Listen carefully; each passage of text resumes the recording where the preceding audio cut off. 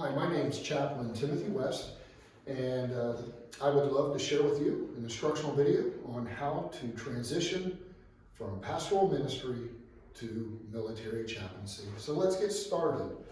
The first thing I'd like to talk about as you consider this option is maybe you don't fully understand what chaplains do. And so what chaplains do is they enable the free practice or exercise of religion for all service members.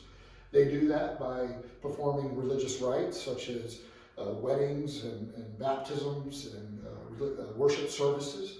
They also conduct worship services and provide confidential counseling. And so they do this within good order and discipline of the unit. And as long as it allows that to happen, the military is very supportive. So how do chaplains do that? They do that by 4 lanes. The first lane is provision or provide. They provide by staying within the tenets of their religious organization. And again, as we mentioned before, that's typically provision with those who fall under their convictions or religious organization through worship, communion, religious ceremonies such as that. Next is they also facilitate. Another guiding principle of chaplains is facilitation, meaning that those we care for fall underneath us may not fall under our convictions. And so if, for example, if a Muslim were to come to me and needing to have counsel that fall with outside the boundary of my faith or my tradition or my convictions, I would then connect them with someone of their faith that could help guide them and answer and do that. And really that facilitation is helping connect the dots so people get what they need. And that's a big part of the next providing directive is that of care. Even though that people may not fall under our tenet or underneath our religious organization, we care for all people, just like we do in pastoral ministry. We care for people, we're concerned for people, we guide people, and we make sure they're getting the help, and we advocate for them. That's a big part of being chaplain, is being present and advocating for those who are needing for religious accommodations or other things. Lastly is advise. Chaplains advise the chain of command. They are there to talk about morale of the troops or the sea service or sailors or Marines or whoever it is they're providing care for. They advise the chain of command on possible like suicide ideations that might be going on or other difficulties that might be present that the chain of command needs to know about. And so those are some of how they do it. Next, I would like to talk about is maybe you're thinking, well, I think I can do those things. What else do I need to know? Well, if you're considering this, you should know the education requirements. First, you must know that there is a bachelor's degree from an accredited institution. The Department of Defense accredits institutions or recognizes them. You can contact your institution and they'll give you guidance whether or not if they fall underneath the DoD's accreditation. If they do, you'll need a minimum of 120 hours of semester hours in your bachelor's. And then on top of that, you will need to get your Master's of Divinity or equivalent theological degree of no less than 72 hours. So you'll need a 72-hour Master's of Divinity or something equivalent to that. And if you have those 2 things, the last little nuance that they ask you for Armed Forces Service chaplaincy is to have 2 years of ministry leadership experience. I know some right now are actually waiving that 2 years, which is a great thing. Next is other just little things you should know about the qualifications is 1, you must be a U.S. citizen. 2, you have to receive an ecclesiastical endorsement, which we'll talk about that here shortly. You must meet the medical and physical fitness standards. We'll talk about that briefly. Also, you must have no convictions by court-martial or civilian courts, except for like minor traffic violations. And again, don't rule yourself out or something if you had something in your past that's in your past, and bring it to your recruiter and they can help you search that out.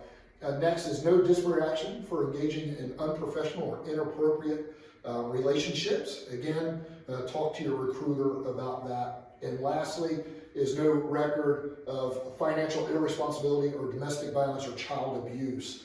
So those are some of the qualifications. Next, I want to talk about maybe at the beginning of this instructional video, you think, well, I'm not done with my bachelor's, or I have a bachelor's, but I don't have that MDiv yet. I don't have that master's. The military has a wonderful program called the CCPO program. That's Chaplain Candidate Program Officer, CCPO. And that program allows for pastors who are considering Navy or consider Navy chaplaincy or Army First chaplaincy or Army chaplaincy. It allows them to continue in education in the context of where they're serving as ministers.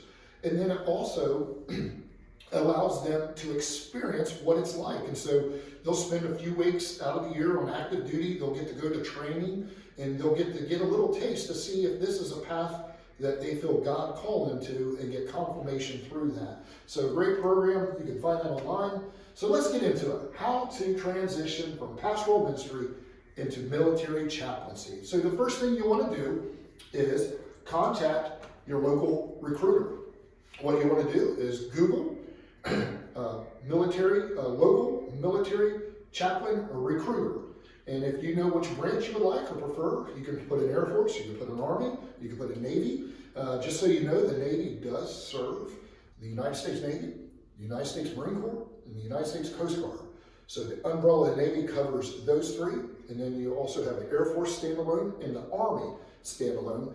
And yes, there's even National Guard chaplains. So if you know which avenue you prefer, you can type that in, local Navy recruiter chaplain, and it'll come up. Once you do that, they'll get some information from you, and I promise you, there shortly, a recruiter will contact you. Once you talk to the recruiter, what you want to do is talk to your religious organization. I am a Nazarene. I type in Nazarene military chaplains, and it takes me right to this page to where I can click on each whatever branch that I'm interested in, and my religious organization will help me begin the process of qualifying through that. Next is, once you do that, your religious organization will ecclesiastical endorsement. That endorsement is very similar to what missionaries go through. It's an interview process through your religious organization. And simply, this is their approval saying, we believe that this pastor or this minister is called to military chaplaincy, and they have our full support. You also want to include your local church board, of course, in this conversation, maybe once you're a little further in the process and they can pray with you through this. Next is getting ready for MEPS. Your recruiter will help you with this. MEPS is your military entrance processing. And so what they do is they help you find out if you're mentally, physically ready to go. So they test your ears and your eyes, and they'll draw some blood, and they'll make you do some different movements and depth perceptions, and you'll spend the whole day there. The recruiter will set it up for you. You'll talk with your local doctor and get all the medical records that they pre-require and get it to them ahead of time. And when you're there, just expect to be there for the whole day. And I always give this little piece of advice. Maybe you've heard that you're disqualified because of some factor. What I would say is allow the military to make that decision, not you or Google or a friend. Go through the process, allow them to say whether you are or not, because as I said earlier, if there's a will, there's a waiver. So that's MEPS. Just so you know, also through this process, you'll begin what they call the SF-86, which is your background check. All recruiters must pass a background check for a secret clearance. And then also you must prepare for the care board. Each military has a board of senior advisors that come together that interview possible candidates or those who are interested in joining the team. And it's usually an interview process, not so much about theological conversations and your beliefs in those. Typically, this is more along the lines of moral and leadership questions. And so your recruiter will help you prepare for that and be prepared to answer those questions. So that's what the process is. And I'd like to end with this. Be patient. Not to deflate your balloon, but to encourage you in the right direction. The process is one that takes time. For me personally, it took me 3 years to come onto active duty and as a Navy chaplain. Some I've met that's taken longer, even up to 5 years, and some shorter.